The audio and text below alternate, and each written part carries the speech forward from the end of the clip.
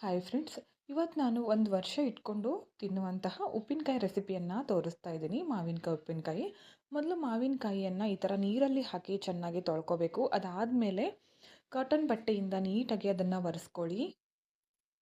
ಈ ಥರ ಚೆನ್ನಾಗಿ ಒರೆಸ್ಕೊಂಡ್ಮೇಲೆ ಅದನ್ನು ಕಟ್ ಮಾಡ್ಕೋಬೇಕು. ನಿಮ್ಗೆ ಯಾವ ಥರ ಬೇಕೋ ಸೈಜು ನೋಡಿಕೊಂಡು ಕಟ್ ಮಾಡ್ಕೊಳ್ಳಿ. ಕಟ್ ಮಾಡ್ಕೊಂಡ್ಮೇಲೆ ಅದನ್ನು ಒಂದು ಬಟ್ಟೆ ಮೇಲೆ ಒಣಗಲಿಕ್ಕೆ ಹಾಕಬೇಕು. ನೀರಿನ ಅಂಶ ಎಲ್ಲ ಹೋಗಬೇಕು. ಅದಾದಮೇಲೆ ಒಂದು ಕಡಾಯಿ ಒಳಗೆ ಸ್ವಲ್ಪ 2 ಟೇಬಲ್ ಸ್ಪೂನಷ್ಟು ಸಾಸಿವೆನ ತಗೊಂಡು ಲೈಟಾಗಿ ಫ್ರೈ ಮಾಡ್ಕೊಳ್ಳಿ. ಸ್ವಲ್ಪ ಮೆಂತ್ಯನ ಹಾಕ್ತಾಯಿದ್ದೀನಿ. ಎರಡೂ ಕೂಡ ಚೆನ್ನಾಗಿ ಫ್ರೈ ಮಾಡ್ಕೊಳ್ಳಿ. ಸ್ವಲ್ಪ ಅಂದರೆ ಸ್ವಲ್ಪ ಹುರ್ಕೋಬೇಕು. ಅದಾದಮೇಲೆ ಇದನ್ನು ಮಿಕ್ಸಿ ಜಾರ್ಗೆ ಹಾಕಿ ಚೆನ್ನಾಗಿ ಮಿಕ್ಸಿ ಮಾಡ್ಕೊಳ್ಳಿ. ಸ್ವಲ್ಪ ತರಿ ತರಿಯಾಗಿರಲಿ, ಪೂರ್ತಿಯಾಗಿ ನುಣ್ಣಗೆ ರುಬ್ಬೋದಕ್ಕೆ ಹೋಗಬೇಡಿ.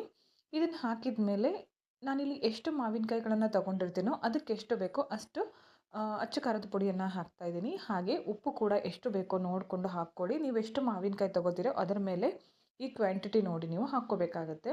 ನಾನಿಲ್ಲಿ ಉಪ್ಪು ಖಾರವನ್ನು ಹಾಕ್ಕೊಂಡೆ. ಚೆನ್ನಾಗಿ ಮಿಕ್ಸ್ ಮಾಡ್ಕೊತೀನಿ. ಇಲ್ಲಿ ನನಗೆ ಬೆಳ್ಳುಳ್ಳಿ ಮತ್ತು ಸ್ವಲ್ಪ ಮೆಂತ್ಯ ಕಾಳನ್ನು ಹಾಕಿದ್ದೆ, ಅದು ಸ್ವಲ್ಪ ಮಿಸ್ ಆಗಿದೆ ವಿಡಿಯೋದಲ್ಲಿ. ಎಲ್ಲವನ್ನು ಹಾಕಿ ಚೆನ್ನಾಗಿ ಮಿಕ್ಸ್ ಮಾಡ್ಕೊಳ್ಳಿ.